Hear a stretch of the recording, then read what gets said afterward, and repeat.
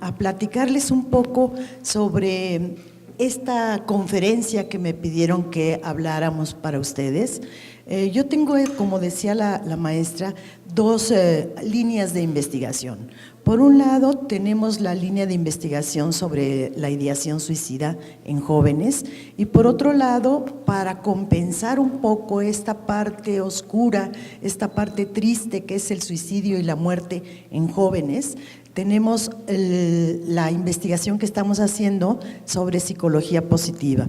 Creo que estas dos líneas nos ayudan a tener una visión mucho más clara sobre lo que está ocurriendo, no solamente sobre la pena, la muerte, el suicidio, sino también una visión clara sobre el amor, las fortalezas y las buenas acciones de todas las personas, que también las hay, como lo decía la doctora Dávila.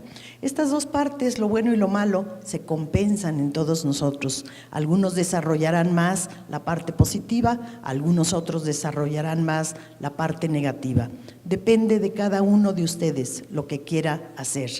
Les va a costar trabajo lograr sus metas, pero indudablemente es un esfuerzo que todos tenemos que hacer de toda la vida. No se vale que cuando terminen la carrera digan yo ya acabé y hasta aquí me quedo. Siempre hay algo que descubrir, siempre hay algo que nos inquieta, siempre hay algo que tenemos la obligación de dilucidar, de saber. Bueno, se llama calidad de vida y gestión de emociones esta conferencia. ¿Pero qué es calidad de vida? Vemos la primera, por favor.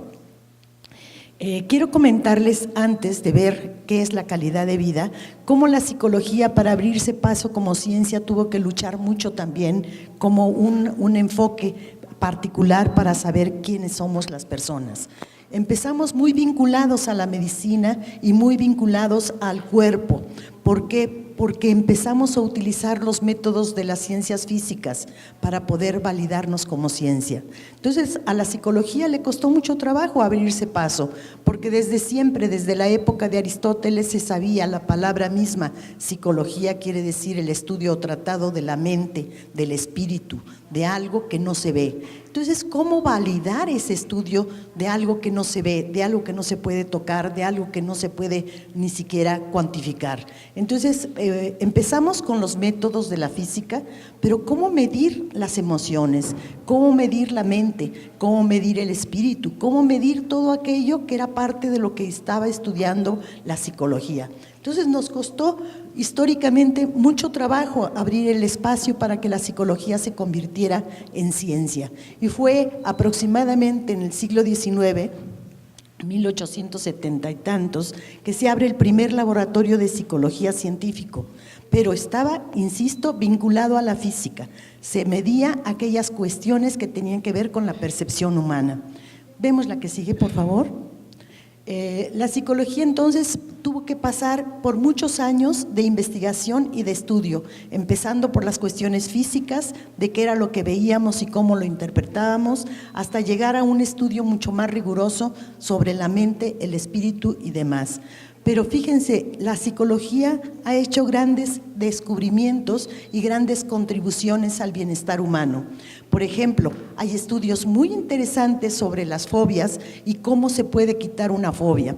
Levanten la mano quienes le tienen fobia a las cucarachas. ¿Quién tiene fobia a las cucarachas? Ay, sí, ninguno, ¿no? Miren, nada más uno. ¿Quién tiene miedo o fobia a las ratas y ratones? ¿Quién tiene miedo de los animalillos que vuelan y que se te pueden parar en la cabeza? ¿Quién le tiene miedo a las arañas? Ay, a las arañas sí le tienen miedo bastantes. Depende de qué arañas, porque hay arañas de todo tipo. Bueno, entonces la psicología ha colaborado mucho para desarticular estos traumas, para ayudar a las personas a vivir de mejor manera. Es grandes contribuciones, porque antes no se sabía qué hacer cuando una persona tenía, por ejemplo, un duelo por muerte. O sea, se murió su padre y la persona caía en una depresión grave. Ahora se sabe que no solamente con pastillas o químicos se puede curar una depresión, sino a través de un tratamiento psicológico podemos llegar a vivir mejor. Cuando una persona se separa, cuando una persona pierde algo muy querido, también cae en un estado depresivo en muchas ocasiones. En otras puede salir por sí mismo, pero todo esto son contribuciones de la psicología que implican ayudar a que las personas vivan mejor. La psicología está en todas partes, está en la escuela para enseñar a los maestros a dar mejores clases, a los alumnos para aprender mejor las materias que reciben. Está en los hospitales para ayudar a controlar las enfermedades, que muchas veces la contribución mental es tan importante, el pensar que la persona puede curarse, es muy importante para la persona. Quien piensa que no va a salir de esa enfermedad, es mucho más probable que tenga más problemas para curarse que quien es optimista y piensa que va a salir adelante de la enfermedad. Entonces, fíjense, otra parte muy importante es que a partir de 1999, o sea, no hace ni siquiera 20 años, que Martin Seligman, presidente en ese entonces de la APA, que es la Organización de Psicólogos Americanos, y que creo que muchos psicólogos lo conocían por sus estudios sobre el desamparo aprendido. Cómo las personas, incluso como los animales, porque los estudios se hicieron en animales, como un animal que aprende, que haga lo que haga, no puede salir de las condiciones terribles en las que se encuentra, acaba muriendo con una úlcera gástrica o acaba muriendo con una enfermedad cardíaca. Los animales, pues lo mismo ocurre con las personas. El desamparo aprendido o la desesperanza aprendida es algo de lo que tú ya hablabas, cómo nos vamos acostumbrando a lo malo y acabamos sin la capacidad para luchar, para conseguir lo que queremos. Ese se llama desamparo aprendido. Eso fue lo que hizo Martin Seligman, pero un día tuvo una reflexión muy importante y esa reflexión se la hizo su hija de 4 años le dijo, él estaba arreglando el jardín y la hija se acercó a ver qué era lo que estaba haciendo el papá, se le ocurrió sentarse y el papá se enojó muchísimo porque se había sentado encima de las violetas que iba a sembrar. Martin Seligman se puso muy enojado y regañó a la hija. Y la hija le dijo lo siguiente: papá, ¿cómo va a ser posible que tú, que eres grande, no hayas dejado de enojarte cuando yo, que tengo 4 años, dejé de chuparme el dedo y de tomar leche en mamila? O sea, él se quedó como pasmado un poco de esta reflexión que le estaba haciendo su hija de 4 años y dijo, ciertamente, ¿por qué yo sigo siendo un berrinchudo, un enojón? No vale la pena estarme enojando con mi hija de 4 años. Y eso le dio la oportunidad de ver que existía una parte positiva en todos los seres humanos. Si somos enojones, si somos depresivos, si somos pesimistas, no tenemos por qué seguir siendo así. Y junto con Csikszentmihalyi, que fue el otro investigador que entre los dos hicieron esta parte de la psicología que ahora conocemos como psicología positiva, que es el estudio de las fortalezas y las bondades humanas, empezó a coincidir estas investigaciones alrededor del año 2000. O sea, no ha llegado ni siquiera a 20 años las investigaciones y estamos haciendo cosas maravillosas a través de la psicología positiva. Aquí en Iztacala tenemos el primer diplomado en psicología positiva. Yo espero que, como lo hicimos en la maestría de terapia familiar sistémica, en algún momento sea también una maestría y un posgrado los estudios en psicología positiva. Vamos adelante, por favor. Bueno, en este contexto surgió la psicología positiva, que estudia las fortalezas y las virtudes humanas. En el nivel individual, la psicología positiva indaga rasgos tales como la capacidad para el amor. Fíjense qué interesante, saber que hay personas que les cuesta mucho trabajo amar al prójimo. Hay otras que se les da de manera muy fácil. ¿Por qué esta diferencia? Estudia la vocación, el bienestar, las habilidades interpersonales, la sensibilidad estética, la perseverancia. Esto es tan importante porque la gente que va a destacar entre ustedes son no aquellos inteligentes como se pensaba antes, que las personas inteligentes iban a llegar a ser presidentes de la República. Bueno, lo hemos constatado que esto no ocurre, ¿verdad?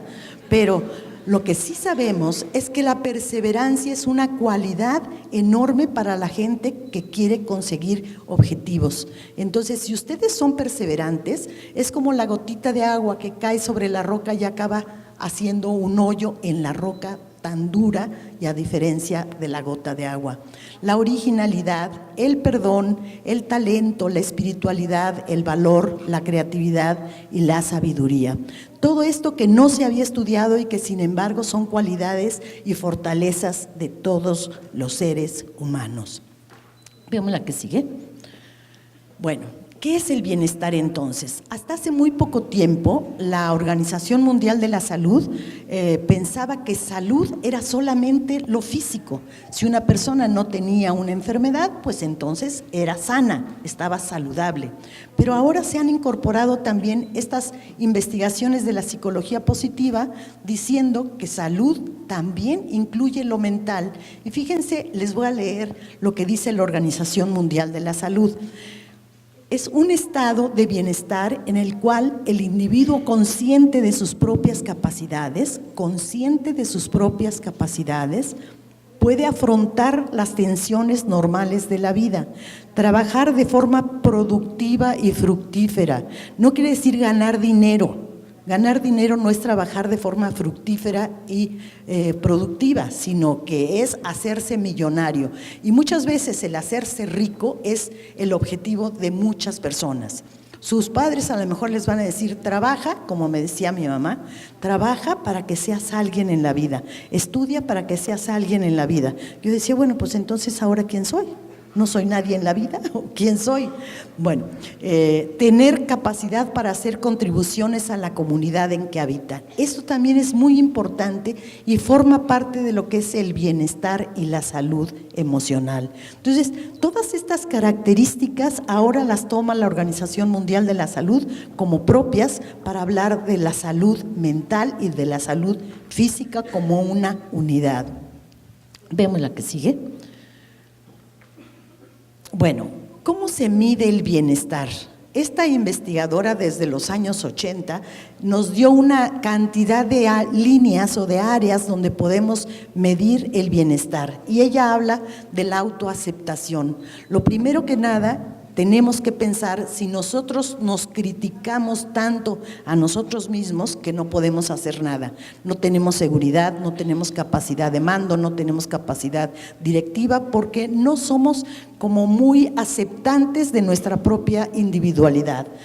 La segunda, relaciones positivas. ¿Qué tanto estoy peleado con el mundo? ¿Qué tanto estoy peleada con mi madre? ¿Qué tanto estoy peleada con la familia? ¿Qué tanto me peleo con los vecinos, con mis amigos, con la escuela, con los profesores? ¿Qué tanto manejo la capacidad para relacionarme con otros de manera positiva? Otro punto es la autonomía. Fíjense, una investigación muy interesante es regalarles a una parte del pabellón de ancianos en Estados Unidos un cachorro para cuidar, un perrito, ¿sí? Y se las daban a dos personas que vivían juntas en un mismo habitación. Las personas a las que se les regaló un perrito para cuidar vivieron más y se enfermaron menos que las personas que estaban en condiciones de observación nada más y no se les dio ningún animal a cuidar. Esta es, digamos, la autonomía y el control del entorno. Aquellas personas que se sintieron autónomas porque tenían un animal al cual cuidar y que además tenían control de este entorno, es decir, del animalito, del cachorro, vivieron más y mejor que las que no tenían gran ocupación que hacer porque eran ancianos. El control del entorno nos da una buena capacidad para sentirnos felices y sentir bienestar.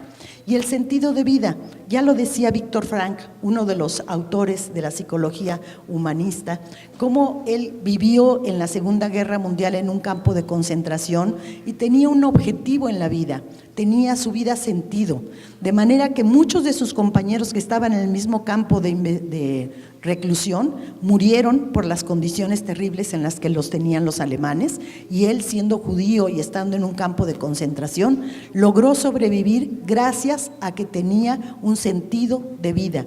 Dijo, cuando yo salga de aquí, porque voy a salir de aquí y voy a estar vivo, voy a escribir todo lo que he vivido aquí. Su sentido de vida lo mantuvo vivo en las peores condiciones.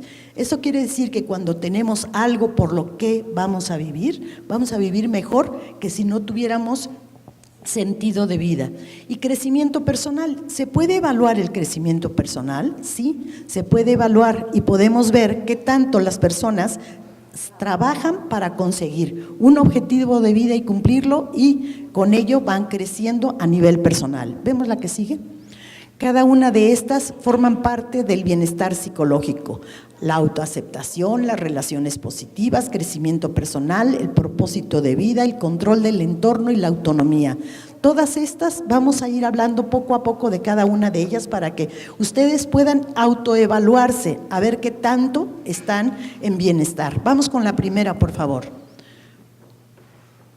La autoaceptación, dice, es uno de los factores que más determinan el bienestar. ¿Qué tanto me acepto yo como persona? ¿Qué tanto soy capaz de asumir la responsabilidad de ser un humano, de ser una persona? Implica tener una actitud positiva hacia uno mismo, aceptar lo sucedido en el pasado, en la propia vida. Lo que nos pasó, ya nos pasó. Démosle vuelta a la hoja. Muchos de ustedes han recibido ofensas, han sido lastimados, han sido violados, han sido pues, con mucha violencia que se vive en México, pero eso ya pasó. Entonces, darle vuelta a la hoja y aceptarnos como somos es parte del bienestar. La autoaceptación es básica para la salud mental y es una característica central de la autorrealización, el funcionamiento óptimo y la madurez personal. La que sigue, por favor. Segundo es relaciones positivas. Creo que para todos ustedes es claro esto de las relaciones positivas. Sabemos que la gente, entre más buenas relaciones tiene con los demás, mayor bienestar va a tener, más feliz se va a sentir y no se va a enfermar tanto. Hagan la cuenta de cuántas veces al año se enferman. ¿Ya lo pensaron? Bueno, si se enferman más de 3 veces al año de gripa, resfriado, gripe del H1N9, quién sabe qué, que dijo la maestra Milagrosa, es muy malo. Quiere decir que su salud emocional no está muy bien y las relaciones positivas que ustedes conservan tampoco están muy bien. Entonces tenemos que hacer algo para mejorar en estas áreas. ¿Vemos la que sigue, por favor? Bueno, la autonomía. Este factor se refiere al bienestar aportado por la autodeterminación, la independencia y la regulación de la conducta a partir de los propios criterios. ¿Qué tanto soy libre para hacer lo que quiero? Y no estoy hablando de libertad como libertinaje, sino de decidir qué quiero ser. ¿Qué tanta influencia tienen mis padres para decidir mi propia vida? ¿Qué tanto puedo yo decidir mi comportamiento? Eso es muy importante para ser un ser humano independiente. La autonomía es uno de los factores que nos da bienestar. Entre más autónomos nos sintamos, mayor bienestar vamos a tener. La que sigue, por favor. El dominio del entorno del que ya hablábamos es la habilidad para elegir crear entornos favorables. Las personas, acuérdense de algo que es muy importante y hemos descubierto los psicólogos, cómo el ser humano se va construyendo en función del contexto en el que vive. Cuando uno va a Cuautitlán, por ejemplo, y sabe que ahí es uno de los barrios de las colonias en donde mayor número de violencia contra las mujeres ocurre, uno sabe que en ese lugar, si uno no es violento, no sobrevive. Entonces, ese es un barrio, es una localización muy violenta, que es un entorno social que va configurando a las personas que en él viven, ¿sí? Entonces, buscar entornos saludables es parte de la responsabilidad que todos tenemos. Tener un dominio del entorno nos lleva a vivir mejor. Quien no sabe ni qué va a pasar cuando salga de su casa, no está teniendo dominio del entorno, y es para nosotros muy importante y responsabilidad personal el construir un entorno saludable. ¿Vemos la que sigue? Bueno, el propósito de vida, ya hablábamos de él. Qué importante es tener algo por lo que vamos a luchar, tener la conciencia clara de qué queremos ser en la vida. Si queremos ser médicos, y sabemos, porque ustedes lo deben de saber, que si quiero ser médico es un lugar peleadísimo para entrar a la UNAM. pero sabemos desde ahorita que si tengo un buen promedio en preparatoria, tengo más posibilidades de hacer un buen examen para poder entrar a la UNAM. No todos los lugares se ocupan por las preparatorias de la UNAM, por los SHs. Ahí quedan muchos lugares, pero esos muchos lugares son ocupados por los mejores alumnos. Sí se hace un proceso de selección. Entonces, si no tengo un propósito de vida y no me preparo desde ahora para lograrlo, difícilmente va a ser que el día de mañana, si ustedes quieren viajar, si ustedes quieren conseguir algo, lo logren si no han trabajado para lograr su objetivo. La que sigue, por favor. Por último, el crecimiento personal. Dice, el funcionamiento óptimo no solo requiere alcanzar las 5 características anteriores, sino que necesita también que las personas pongan esfuerzo en desarrollar sus potencialidades con el objetivo de crecer y expandirse como ser humano. Y esto es una tarea de todos los días, es una tarea diario. Por supuesto que no nos da la gana de levantarnos a las 7 de la mañana o a las 6 o a las 5 para llegar a clase de 7. Por mí me quedaría durmiendo, pero uno sabe que tiene una responsabilidad, que tiene una obligación que hay que cumplir, y echarle ganas a la vida y cumplir con sus objetivos es cosa de todos los días, no es nada más cuando salga de la prepa, es ahorita cuando tienen que cumplir diariamente sus objetivos. Bueno, la que sigue, por favor. ¿Cuál es el papel de las emociones en el bienestar humano? Todos ustedes sienten emociones, ¿o no? ¿Se emocionarían muchísimo si su cartel fuera el primer lugar o no? O sea, se emocionarían muchísimo si les dieran un premio, si sacaran un 10, si aprobaran un examen. Las emociones están formando parte de nuestra vida y la gestión de las emociones es también una parte importantísima que debemos de entrenar a nuestros hijos desde muy pequeños para gestionar las emociones. Todos tenemos emociones. Somos humanos y como tenemos emociones tenemos que aprender de las emociones, porque la misma palabra emotion es una palabra que está en griego, significa movimiento, de manera que la emoción nos mueve, la emoción nos lleva a la acción. Bueno, vemos la que sigue, por favor. En la última década, el auge en el estudio de las emociones y de su influencia en el bienestar psicológico del ser humano ha revolucionado la concepción de las emociones, otorgándoles un papel fundamental como lo tuvieron hace ya tiempo los procesos cognitivos, o sea, los procesos de la mente a finales del siglo pasado. ¿Qué tan importantes son las emociones? ¿Cuántas emociones hay? ¿Cómo se manifiestan? ¿Vemos la que sigue? Fíjense, estas son figuras hechas de plastilina o de yeso, de lo que sea, pero nos están marcando las caras de cómo se manifiestan las emociones. Lo más interesante es que las emociones se manifiestan de la misma manera, no importa si eres chino, si eres africano, si eres mexicano o si eres europeo. De todas maneras, los gestos de la cara están representando ciertas emociones. Fíjense, la primera, la cara de este hombre que está del lado izquierdo, es una cara de sorpresa, la segunda es de felicidad, la tercera es de ira y la última de tristeza. Fácilmente, si yo les preguntara qué emoción está teniendo el tercer personaje, ustedes podrían decirlo, o el cuarto, porque las emociones son universales, no tiene que ver con la raza, no tiene que ver con el lugar, no tiene que ver con nada, son humanas. Y si esto es así, ¿por qué no habíamos estudiado las emociones? Y lo más importante es saber que cada una de las emociones nos provoca cierta descarga de hormonas en nuestro organismo.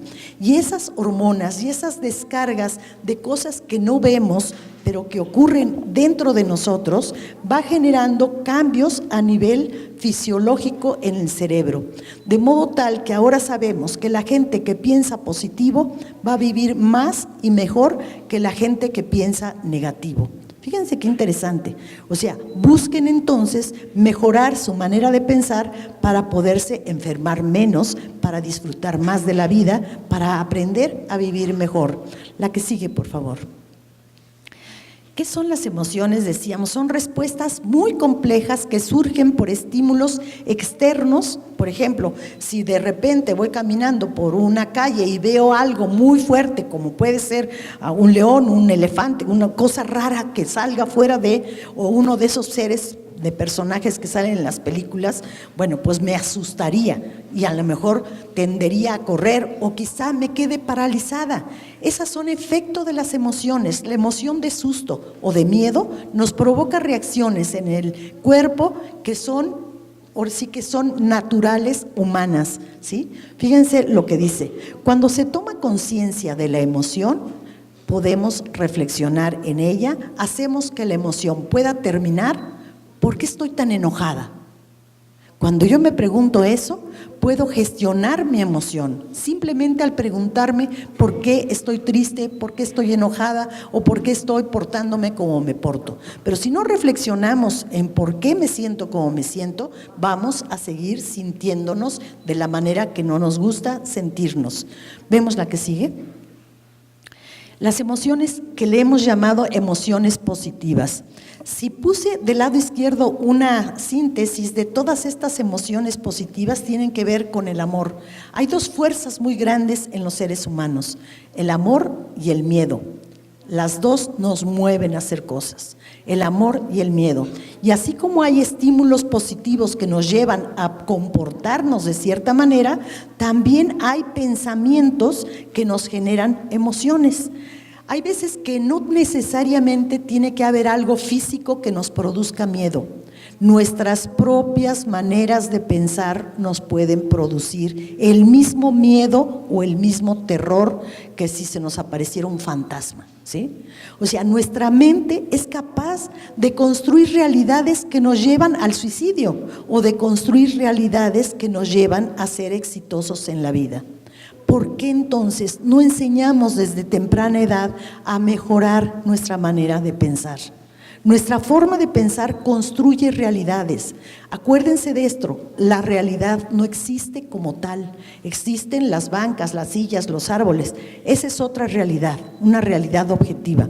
Pero la realidad a la que me refiero es cuando ustedes dicen: fulano está enojado conmigo, no me saludó y se porta muy grosero. Todo eso es una construcción mental. Ustedes la están construyendo. Igual pueden decir: entró al salón y no me saludó, quizá no me vio. Fíjense cómo la emoción o el sentimiento de una y otra van a ser muy diferentes, ¿sí?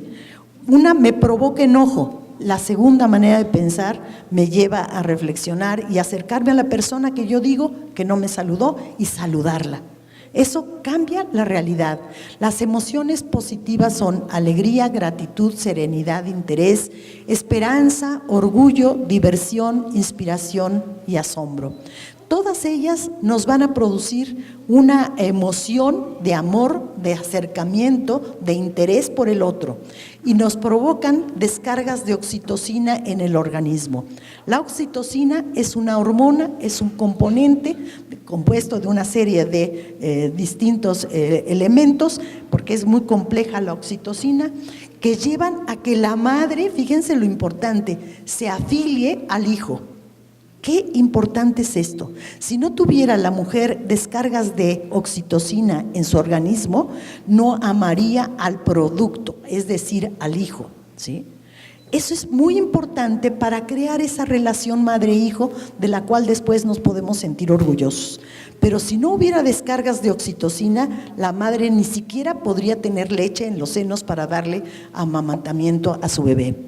O sea, la oxitocina entonces es una hormona que nos provoca una serie de emociones, pero también una serie de comportamientos internos en nuestro organismo que nos crean filiación con otro. La oxitocina tiene que ver con el orgasmo, tiene que ver con el nacimiento de un bebé, etcétera. O sea, si ustedes ven, le preguntan al dios Google, oxitocina, ¿qué es? Les va a dar una serie de elementos para que ustedes reflexionen sobre las buenas emociones o las emociones positivas. Vamos con las emociones negativas. Miedo, que se puede convertir en una fobia, tristeza, ira, desesperación, violencia, culpa, odio, rencor, ansiedad. Fíjense todas estas emociones negativas. Las emociones negativas, decíamos al principio, se reflejan en el rostro, ¿sí? Una persona, por sus arrugas, podemos saber qué tipo de vida tiene, ¿sí o no? ¿Por qué? Porque la cara se va contracturando, se va relacionando con la emoción y nos va a permitir saber qué emociones tuvo esa persona, ¿sí? Y entonces todas ellas tienen que ver con el odio y todas estas emociones nos provocan cortisol en una descarga interna del organismo. No nos damos cuenta, pero estamos segregando cortisol y el cortisol se le ha llamado la hormona del estrés. Las personas sumamente estresadas, las personas que están llenas de miedo, llenas de rencor, de odio, etcétera, están segregando continuamente cortisol en la sangre. Y el cortisol lo que nos hace es acorta la vida de las personas. Viven menos y viven peor. Entonces, ¿por qué no buscar tener buenas relaciones? ¿Por qué no buscar tener emociones positivas en vez de emociones negativas? Y si tenemos emociones negativas porque somos humanos, reflexionemos en ellas para que entonces estas emociones podamos acortarlas a voluntad. ¿Vemos la que sigue? Ya estamos terminando, ¿eh? ¿Qué nos dice Bárbara Fredrickson, una investigadora muy importante de psicología positiva? Fíjense en esa gráfica me gustaría que ustedes la aprendieran y que se la llevaran escrita aquí en la mente, para que se dieran cuenta que solamente el 40% de lo que ustedes son es heredable o es heredado. Para que no le echen la culpa después a sus papás, pues yo soy igual que tú, igual de violento, igual de enojón. No, señor, usted puede cambiar, ¿sí? Puede tener genes, efectivamente, genes de los padres, y por eso nos habla de un 50% que es la herencia biológica. Pero fíjense otra cosa muy importante para el bienestar. Solamente un 10% es la eventualidad. Me saqué el primer lugar en la investigación y me dieron un premio. Me va a durar, ¿saben cuánto dura una emoción positiva? ¿Cuánto nos dura el amor? ¿Cuánto nos dura la tristeza? ¿Cuánto nos dura como emoción? No más de 3 meses, ¿sí? Qué pena para los que creen estar enamorados, ¿sí? Qué pena para los que creen odiar al profesor que los reprobó, porque ningún profesor reprueba, se reprueban ustedes solitos, ¿sí? Bueno, y tenemos un 40%, que eso es lo importante, de posibilidades para actuar, 40% que tenemos la responsabilidad de vivir bien y mejor. Ese 40% es el que está en sus manos. No culpen a nadie de lo que les pasa. Ustedes son responsables de lo que van a tener.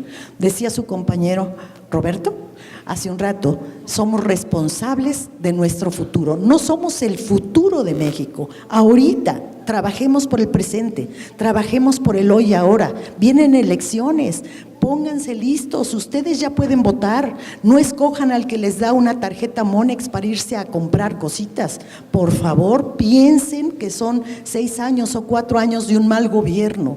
Piensen antes de actuar, y antes de actuar pensando podemos reflexionar para cortar o alargar la emoción que tenemos. Bueno, esta creo que es la última, nos vamos a la última. Bueno, muchísimas gracias por su asistencia. Muchas gracias a todos.